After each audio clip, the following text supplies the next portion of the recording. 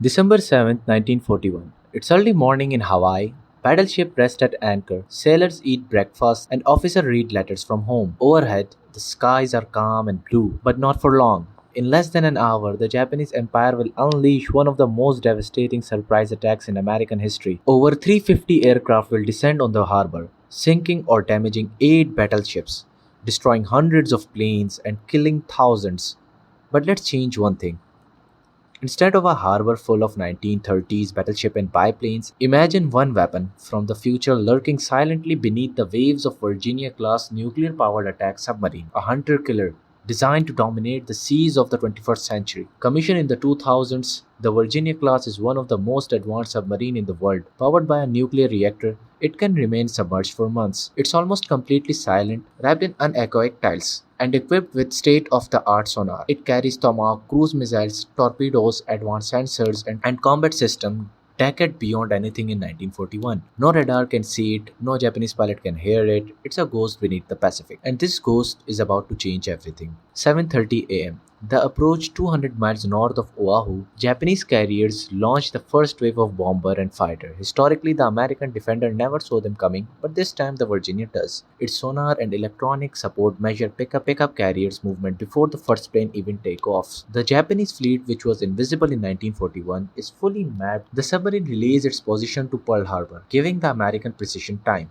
But it doesn't just warn them, it moves. 7:45 a.m. Closing in while the Japanese strike force races towards Oahu, the Virginia-class submarine silently glided beneath the Pacific waves, heading toward the incoming fleet. It moves at over 25 knots underwater, fast and quiet. Its sensor track radio chatter, sonar signatures, and propeller noise from 6 Japanese carriers, 2 battleships, and escorts. To the Japanese, nothing seems unusual. To the Virginia, they are already targets. 7:55 a.m. First wave over Pearl Japanese aircraft descend on Pearl Harbor. Bombs fall, ships explode, but this time anti-aircraft batteries are already awake. Thanks to the early warning, some ships still take hits, but it's no longer a clean surprise attack.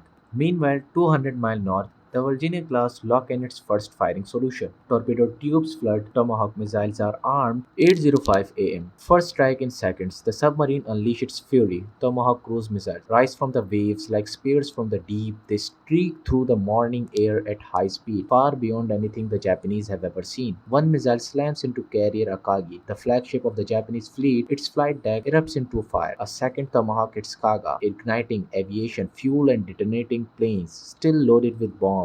Chaos sweeps the task force. Moment later, the submarine fires heavyweight torpedo at a Japanese battleship escorts. 2 impacts tear through the hull. The ship splits in half and sinks beneath the waves. The Japanese planned a surprise attack. Instead, they are under attack themselves. 8:20 a.m. Confusion in the sky. Japanese pilot flying toward Oahu hear desperate radio calls. Carriers are burning. Flight deck are crippled. Some pilots are ordered to return, but their carriers are already exploding. Others press on blindly. Over Pearl Harbor, American defenses, bolstered by warning, shoot down several planes. The Arizona still takes a fatal hit, but most battleships remain afloat. The Japanese attack is fragmented and disorganized. 8:40 a.m. Second strike, the Virginia class closes in.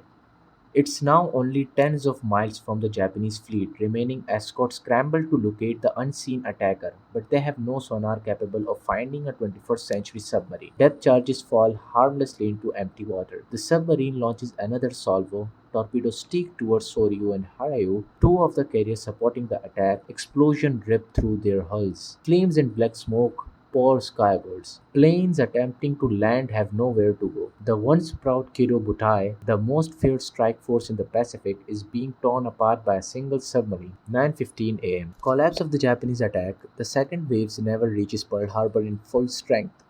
Dozens of pilots have no carrier to return to. Command collapses. Japanese officers on burning decks scream for damage control. Meanwhile, in the harbor, the US Navy has suffered damage, but not destruction. Carriers are intact, dry docks and oil depots remain untouched. 10 a.m. Total breakdown by mid-morning. 2 Japanese carriers are sinking, 2 more are burning out of control, and escorting ships are scattered. The Virginia is still hidden, still lethal, with plenty of torpedoes to spare. What was supposed to be Japanese greatest naval victory is turning into catastrophic defeat. But then, the limitation, as power as it is, the Virginia class isn't invincible. It can destroy ships, but it can't end war alone. Once its missile and torpedo inventory is depleted, it must resupply.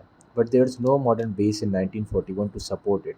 Its advanced system can't be maintained with World War II tools, and while it could vanish back into the deep, its strike capability would be gone after one devastating attack. Japan still fields a massive fleet across the Pacific. A single submarine can cripple a task force but not conquer an empire. The aftermath, the Japanese strike at Pearl Harbor fails. With Akito Butai crippled or sunk, Japan loses the naval power it relied on to dominate the Pacific in 1942. The US Navy barely scratches enters the wars, with its carrier intact and morale soaring. The counter-offensive in the Pacific would begin not months later, but immediately. A single Virginia-class submarine can't win World War II, but it could flip the opening act entirely. Pearl Harbor, instead of being a day of inferno, could become the battle that broke the Japanese fleet before the war even truly began. So, what do you think? Would a single 21st century submarine rewrite history, or just make the first battle shorter? And if you enjoyed this scenario, check out what happened when modern warship fight in World War II. Thanks for watching.